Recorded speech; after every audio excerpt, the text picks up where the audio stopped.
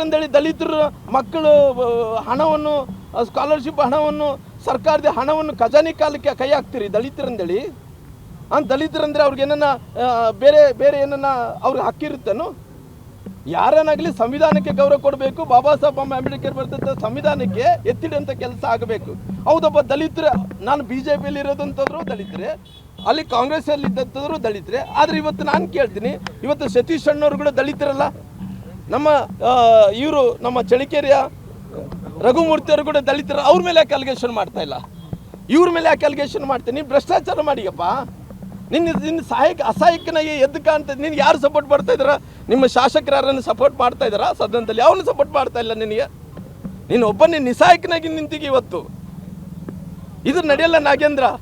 ನಿನಗೆ ಮಾನವತೆ ದೃಷ್ಟಿ ಇದ್ರಿಗಿನ ಈ ದಲಿತರ ಬಗ್ಗೆ, ಸಂವಿಧಾನ ಬುಕ್ ಬಗ್ಗೆ, ಸಂವಿಧಾನ ಹಿಡ್ಕೊಂಡು ಅಡ್ಡಾಡ್ತಿರಲ್ಲ ಕಾಂಗ್ರೆಸ್ ನಾಯಕರು ಎಲ್ಲರೂ ಕೂಡ. ಇವತ್ತು ನಿಮ್ಮ ನಿಮ್ಮ ನಿಮ್ಮ ಇತಿಹಾಸನೇ ಗೊತ್ತಾಗುತ್ತೆ. ಯಾರು ಅವನು BK ಹರಿಪ್ರಸಾದ್ ಅವರು ಸೋನಿಯಾ ಗಾಂಧಿ ಗುಲಾಮರಾಗಿ ಒಂದೇ ಮಾತ್ರ ಹಾಡನ್ನು ಆಡಲ್ಲ ಅಂತ ಇದ್ದಾನೆ ಅವನು ದೇಶದ ಬಾನಿಸಾಗಿದ್ದರೆ ಒಂದೇ ಮಾತ್ರ ಹಾಡನ್ನು ಆಡ್ತಾ ಇದ್ದಾರೆ BK ಹರಿಪ್ರಸಾದ್ ಅವರು ಸೋನಿಯಾ ಗಾಂಧಿ ಗುಲಾಮರಾಗಿರೋ ಕಾರಣ ಒಂದೇ ಮಾತ್ರ ಹಾಡನ್ನು ಆಡ್ತಾ ಇಲ್ಲ ಅವನು. ಅದನ್ನ ನಾನು ಧಿಕ್ಕರಿಸ್ತೀನಿ.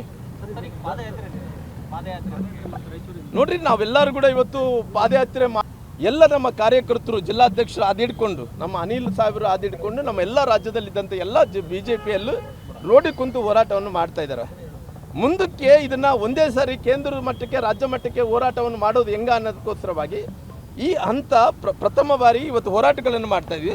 ಎರಡನೇ ಹಂತ ಏನು ಮಾಡಬೇಕನ್ನಂಥದ್ದು ನಮ್ಮ ಅಧ್ಯಕ್ಷರು ಕೂಡ ಆಸಕ್ತಿ ಇತ್ತು ಮಾಡಬೇಕನ್ನಂಥದ್ದು. ಮುಂದಕ್ಕೆ ಏನು ಮಾಡಬೇಕನ್ನಂಥ ಕೇಂದ್ರ ನಾಯಕರ ಜೊತೆ ಚರ್ಚೆ ಮಾಡ್ತಾ ಇದ್ದಾರೆ. ಚರ್ಚೆ ಮಾಡಿಕೊಂಡು ಇನ್ನು ಮುಂದಿನ ಹೋರಾಟವನ್ನು ಕೂಡ ಮಾಡುವಂಥ ಕೆಲಸ ಮಾಡ್ತೀವಿ.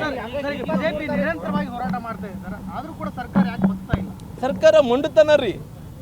ಸರ್ಕಾರ ಏನಾಗಿದೆ ಅಂದರೆ ಭ್ರಷ್ಟಾಚಾರನೇ ಅವ್ರಿಗೆ ಮೂಲ. ಭ್ರಷ್ಟಾಚಾರನೇ ಮಾಡೋದು ಅವ್ರಿಗೆ ಇವತ್ತಲ್ರಿ, ಹಿಂದಿನ ಕಾಲದಿಂದ ಕೂಡ ಭ್ರಷ್ಟಾಚಾರವನ್ನೇ ಮಾಡ್ಕೊತ ಬಂದರೆ ಇವತ್ತು ಕೂಡ ಅದೇ ಮಾಡ್ಕೊತ ಹೊಂಟಾರ. ಹಂಗಾಗಿ ನೀವು ಯಾರನ್ನು ಕೂಡ ಇವತ್ತು ಈ ರಾಜ್ಯದಲ್ಲಿ ನಮ್ಮ ಭಾಳಷ್ಟು ಮಂದಿ ಮಂತ್ರಿಗಳಿದ್ದಂಥವ್ರು ರಾಜೀನಾಮೆಯನ್ನು ಕೇಳ್ತಾರೆ. ಯಾಕೆ ಕೇಳ್ತಾ ಇಲ್ಲ ಅಂದರೆ ಅವ್ರು ಏನು ತಪ್ಪು ಮಾಡಿಲ್ಲ. ಸತೀಶ್ ಅಣ್ಣವ್ರನ್ನ ನಾವು ರಾಜೀನಾಮೆಯನ್ನು ಕೇಳೋಕ್ಕಾಗುತ್ತೆ? ಅವ್ರಿಗೂ ದಲಿತರಲ್ಲ.